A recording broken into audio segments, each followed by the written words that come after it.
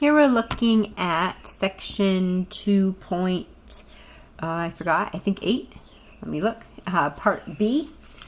And we're looking at, yes, it's 2.8, part B. And we're looking at solving quadratic equations using the quadratic formula. We've already talked about 2 types of quadratic equations, those that factor and those that can be put into the form something squared equals a number. That's the type that I can use the square root method on. So once again, just a quick review here. We're going to solve something by factoring, and we're going to solve something by the square root property. The first one, factors. So that means I can take, this is a trinomial with coefficient 1, so I can take the last term 10, try to break it into 2 numbers that add up to -7. In this case, it's going to be x minus 2 and x minus 5. -2 times 5 is 10, and they add up to 7, -7. So then once you factored, you would set each factor equal to 0. X minus 2 equals 0, you would add 2, and that would give you x equals 2, and x minus 5 equals 0, so you would add 5, and that would give you x equals 5. So that's an example of solving a quadratic equation by factoring. The next equation is also quadratic, but I'm going to use the square root method. So the perfect square is already by itself. We're going to take the square root of both sides, making sure I get plus and minus. So x plus 3 equals plus and minus the square root of 8. The square root of 8 can be simplified because the perfect square goes into it. So you're going to separate that into the square root of 4 times the square root of 2. So you'll have your x plus 3 equals plus and minus the square root of 4 is 2 times the square root of 2. Right, square root of 4 is 2. Can't do the square root of 2. Then you'll subtract your 3. Always subtract in front of the plus and minus since they're not like terms. So x equals -3 plus and minus 2 times the square root of 2. If it can be factored, your answers are going to come out to be rational.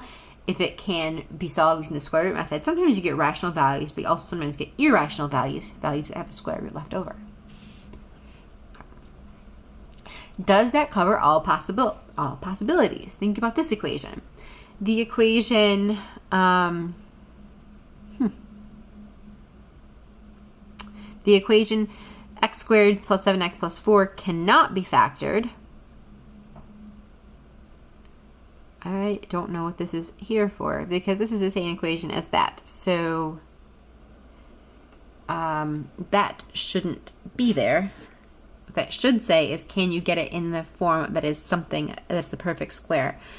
I must somehow copy paste must have brought that in. I'm not really sure.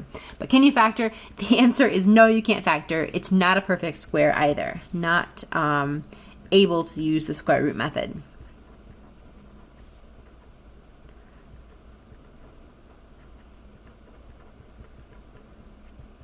Because it's not able to use the square root method because you have an x in both places. So I can't solve it at all using either of those 2 techniques. So I need a new technique.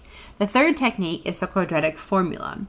The quadratic formula is something that if you're going to use, you have to memorize or have this handy. But any quadratic equation can be solved by simplifying the coefficients of the quadratic in the form -b plus or minus the square root of b squared minus 4ac over 2a.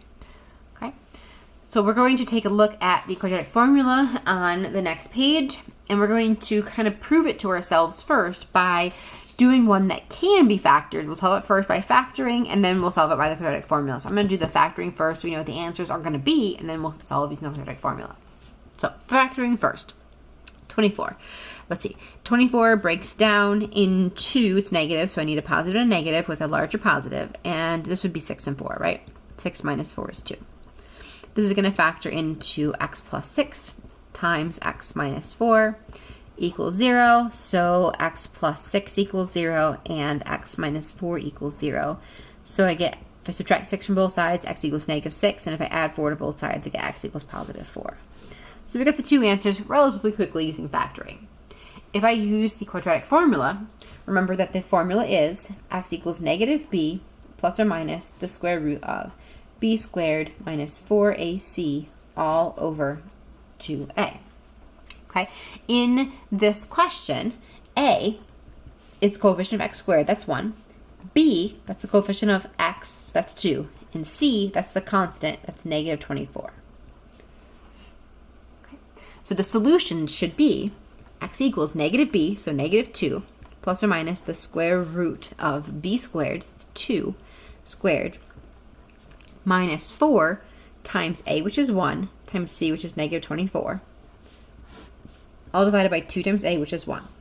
So I gotta simplify this whole thing. And that's negative 2 plus or minus. This is the square root of, if I do the whole thing at once, well, first of all, let me just do it in 2 pieces.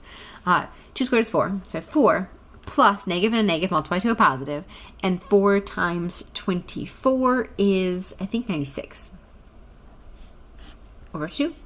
So that gives me negative 2 plus or minus the square root of 100 over 2. I can do the square root of 100. The square root of 100 is 10. So this is negative 2 plus or minus 10 over 2.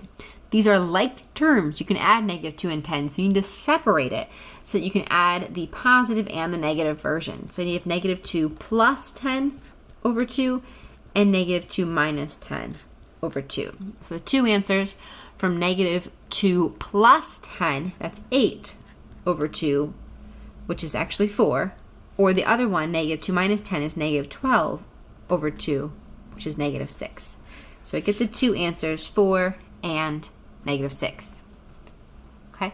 Just want to point out that I got those same two answers a few minutes ago by factoring. So the quadratic formula works every time. It works for problems that are factorable. It works for problems that are not factorable. But that does not mean it is easier. So for both factoring and the quadratic formula, you must set the equation equal to 0 before you begin. And always try to factor first, because factoring is shorter and easier if it is factorable. If it's not factorable, you're going to be stuck with a quadratic formula to solve. Okay. We're going to flip the back page of this to look at another example. Okay. Lots of examples. So first, I need to get it equal to 0, so I'm going to add 2 to both sides. It's going to give me x squared plus 5x plus 2 equals 0. So a is 1, b is 5, and c is 2. This is not factorable because you can't break 2 down into anything besides 2 and 1, and then we won't add to 5. So I need to use the quadratic formula. So negative b, that's negative 5, plus or minus the square root of b squared. So 5 squared minus 4 times a is 1 times c is 2, all over 2 times a is 1. So I've got negative 5 plus or minus. This is 25 minus 8, and 25 minus 8 gives us, what does it give me? It gives me 17. 25 minus 8 is 17. So square root is 17 over 2. Okay. If it's not factorable, the answer is going to have a radical in it. It's going to be either imaginary, complex, or it's going to be irrational. This one's irrational. So the next one. Here I need to get everything on the same side, so I'm going to subtract the 4x and subtract the 1 so I can get everything to this side. If I'm going to have any hope of factoring, I need to have a positive x squared. So 2x squared minus 4x minus 1 equals 0. Again, a times c, because there's a coefficient here, is negative 2. Can't break down negative 2 and get a 4, so it's not factorable. So my a value is 2, my b value is negative 4, and my c value is negative 1. Quadratic formula says x is equal to negative b, so negative negative 4,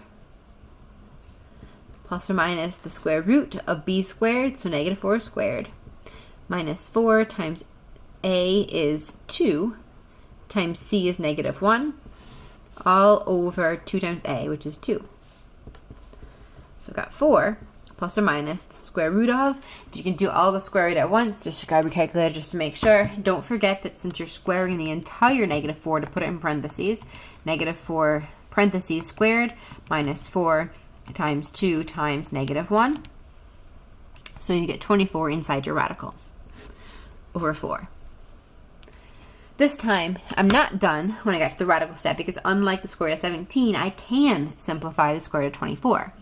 So I'm going to break this into the square root of, okay, 24 can be broken into 4 and 6. 4 is a perfect square, so square root of 4, square root of 6, over 4. So that gives me 4 plus or minus the square root of 4 is 2 times the square root of 6 over 4.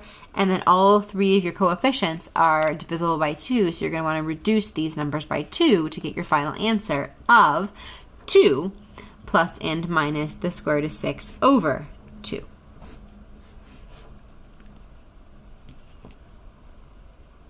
You could split into 2 fractions if you'd like, but it's not complex, so you don't have to. 2 more. I'm not really a fan of doing anything with fractions, especially not the quadratic formula. So what I would do first is find a least common denominator, which is 6, for 3, 6, and 2, and multiply everything by 6. I'm going to distribute that 6 all the way across. Get rid of your fractions before you even try to factor or use the quadratic formula. So first, 5 6 times 6 is 5, x squared. 2/3 times 6, 3 goes into 6 twice, so 2 times 2 is 4, x, and equals 2 goes into 6 3 times, 1 times 3 is 3. Okay, then you got to subtract your 3 from both sides because you need to get it equal to 0 before you can either factor or use the quadratic formula. So 5x squared plus 4x minus 3 equals 0. Factor. Okay, if I could factor, let's see, I would do a times c. 3 times 5 is 15. I would need to break 15 down. So 15 can be broken into 3 and 5, but that won't subtract to 4. That would subtract to 2. 15 can also be broken into 1 and 15, but that would subtract to 14. I can't make a 4, so it's not factorable. Okay, so a equals 5, b equals 4, c equals negative 3. So the quadratic formula says x equals negative b, so negative 4, plus and minus the square root of b squared. That's 4 squared minus 4 times a, which is 5, times c, which is negative 3.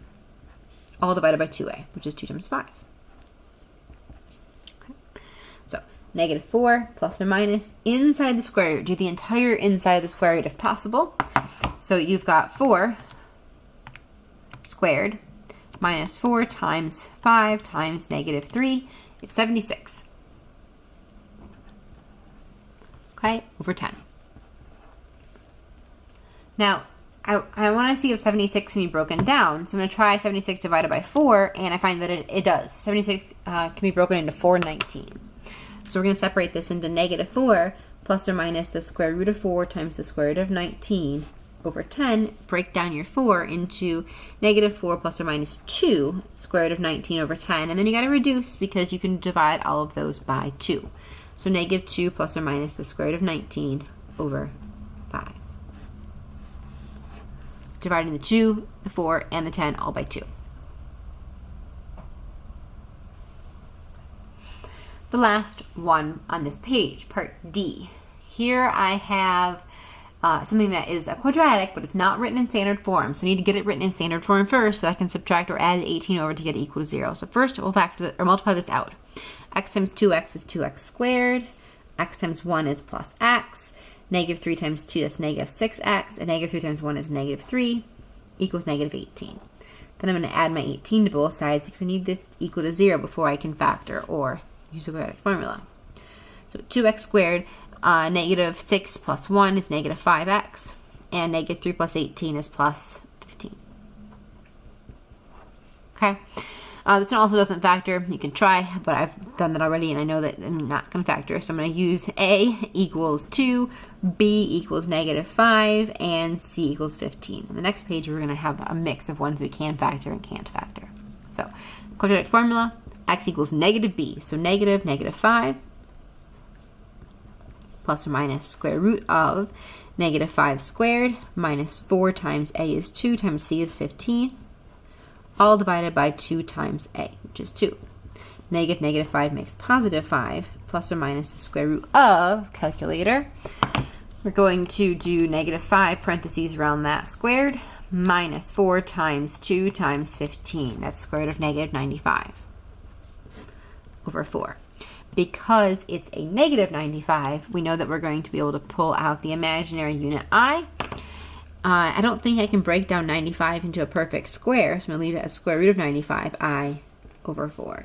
Check 95 real fast. 95, you can divide it by 5, but it's 19, so you can't break down either of those. So this one gives me a an imaginary value, and it's actually not in true complex form yet, so I should split this into 5/4 plus or minus the square root of 95/4 I. That would actually be in true complex form. On paper, this one is fine. My math lab gets angry at you and tells you that you need to write your answers in complex form as separate fractions, especially if you have anything that has an imaginary unit. Okay. All right, so we've got a few more examples on the next page. And on the next page, we're going to emphasize each of our 3 techniques. Factoring works if it's factorable, so works if it is factorable. Sounds logical there, right?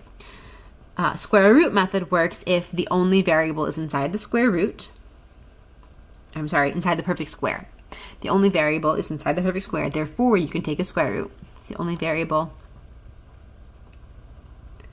is inside the perfect square.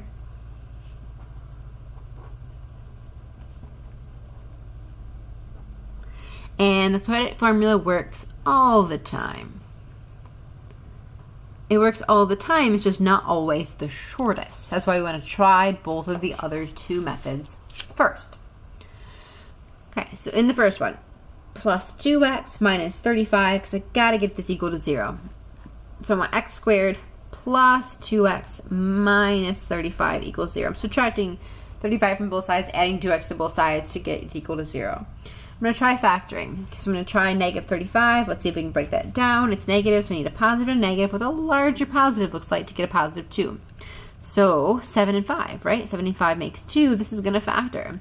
This is going to be x plus 7 and x minus 5 equals 0. So x plus 7 equals 0, or x minus 5 equals 0. That's going to be, subtract 7 from both sides, or add 5 to both sides. That's going to be x equals negative 7, or x equals positive 5. Okay? So if you can factor, usually quite a bit faster than using the quadratic formula. In part B, because the only variable, x, is inside the perfect square, we're going to be able to use the square root method on this one. I don't need this one equal to 0. Instead, I want to add 1 to both sides so that I can get the perfect square by itself. So I'm going to have 2 times x minus 2 squared equals 16. Divide both sides by 2. That gives you x minus 2 squared equals 8. And then square root both sides, right? So you get x minus 2 equals plus and minus the square root of 8. The square root of 8 is not a perfect number, but you can break it down into square root of 4, square root of 2. So you have x minus 2 equals plus and minus square root of 4 square root of 2, or x minus 2 equals plus and minus 2 square root of 2. Then add your 2 over. When you add your 2 over, add it into the front. So x equals 2 plus or minus 2 square root of 2. Sorry if I was talking a little bit fast in that one. Luckily you can replay it if I was a little too fast. The next one is already equal to 0. I'm going to try factoring it, but I know that 3 with 2 positives can only be 1 and 3. The only way to do this is 4. I'm not going to get to the 1 in the middle, so not factorable. So let's try the quadratic formula. X equals, I can write down A, B, and C if you'd like. So A is 1, B is 1, C is 3. So we've got negative B, negative 1, plus or minus the square root of 1 squared minus 4 times A is 1 times C is 3 over 2 times A, so 2 times 1. So negative 1 plus or minus the square root of, that's 1 minus 12, so that's negative 11 over 2. You can't do a whole lot to simplify that, but it is complex because of that negative inside the square root, so you need to pull out your imaginary unit I. So this is going to be negative 1 plus or minus the square root of 11i over 2. And because it's complex, we should separate those into their own fractions. So I have negative 1 over 2 plus and minus the square root of 11 over 2i. Those are my 2 complex solutions. Last one here, part D, already equal to 0, so hooray. And then I want to see their factors. This is going to be the AC method because I have a coefficient 4 and the negative 2. A times C is going to be negative 8. That's a negative number, so I need a positive and a negative with a larger positive trying to get that 3. So there are 2 ways to break down 8. You can do 4 and 2. 4 minus 2 is 2. Or you can do 8 and 1. 8 minus 1 is 7, but you can't get 3, so it's not factorable. Bummer. Back to the quadratic formula. X is equal to, let's see, our A value is 4, our B value is 3, and our C value is -2. So negative B is -3 plus or minus the square root of B squared is 3 minus 4 times A is 4 times C is -2, all divided by 2 times A is 4. That's -3 plus or minus. The inside gives me, let's see, 3 squared, so that's 9, minus 4 times -2 gives me a square root of 41. And then the denominator is 8. I can't break down the square root of 41, so I'm done.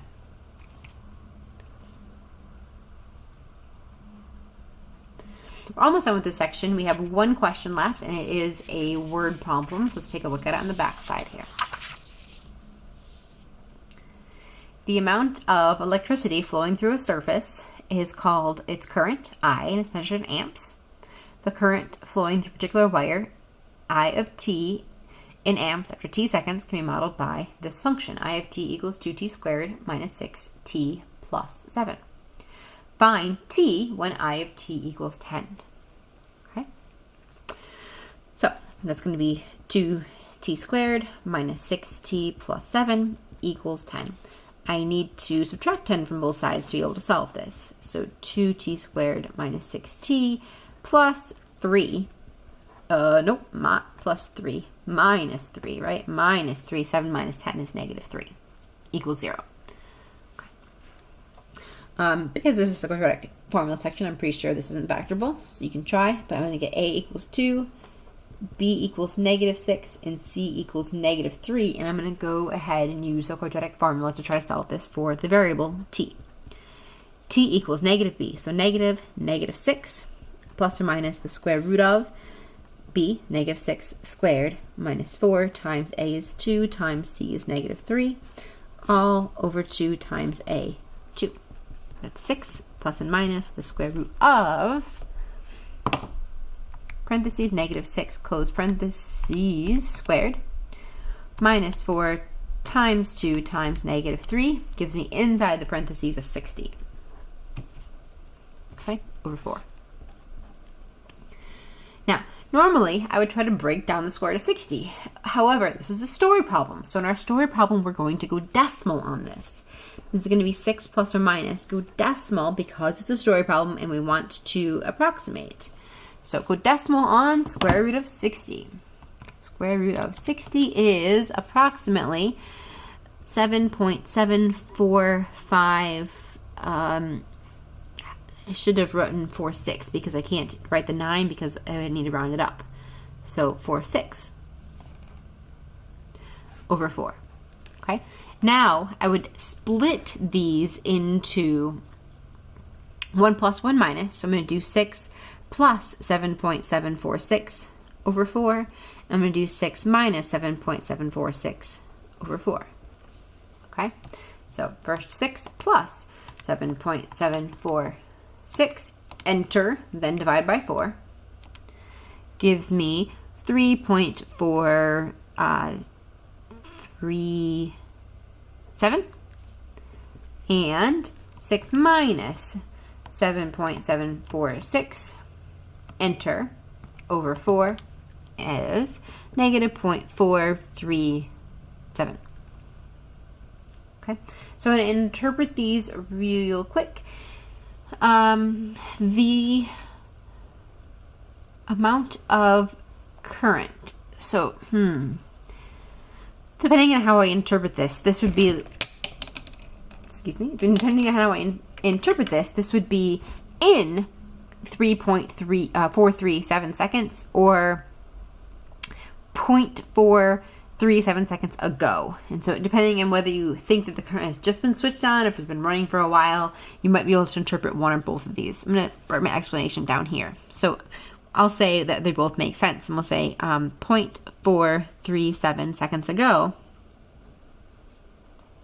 That's from the negative, right? And again, in 3.437 seconds, the current is 10 amps. Okay. Sometimes you might say the negative one doesn't make sense. That would be the case. I just don't know enough about this one. Like, did you just turn it on at 0 seconds, or has it been running the whole time? So maybe this one doesn't make sense if it wasn't turned on before time 0. Okay. Sorry about that. You can read that. Part B is going to ask me just to verify it. So I'm going to verify it using my calculator. And so remember that when I verify something using my calculator, I want to graph the original function. So the original function was 2x squared minus 6x plus 7, and it was equal to 10, so I'm going to graph 10 in y2. I'm going to hit zoom standard just to get into the standard window and see my function, and 10, I'm going to be right at the top because 10 is right at the top right here, so I may change this to go up a little higher. Like 10 graphs, it's a little bit too close to the top, people will see very well, so I'm going to change to have a height of 15. So height, y max, let's make that 15, and I'm going to regraph.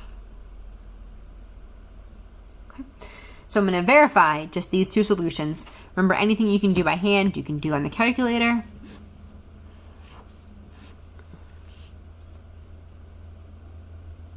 Waiting for my line 10 to show up. Calculator seems to be frozen. Okay. So I'll try real quick to get this to wake up. Let me see if I can turn it off and turn it back on again. And graph. Okay, there's the original. Come on, 10. Ah, there it is. Okay, must have just bugged out a little bit. So second calc, option 5 for intersect. First curve, enter. Second curve, enter. Guess, enter. We'll get the first one. We can see that we did get negative 0.437 for the first value. So negative 0.437. And second value, second, calculate. Option 5, intersect, enter, enter. And then when you get to the guess question, make sure you're close enough to the last question to get this one instead. So 3.437. That is the end of the section.